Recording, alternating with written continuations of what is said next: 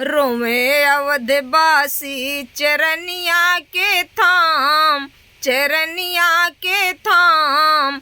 हमहू के बनवा लियाए चला राम, हमहू के बनवा लियाए चला राम। रोवे अवधवासी चरनिया के थाम, चरनिया के थाम। हमहू के बनवा लियाए चला राम, हमहू के बनवा लियाए चला राम।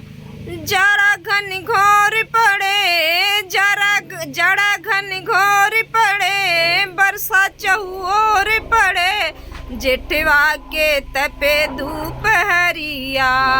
जरा घन घोर पड़े, बरखा चहुओर पड़े, जेठवा के तपे धूप हरिया।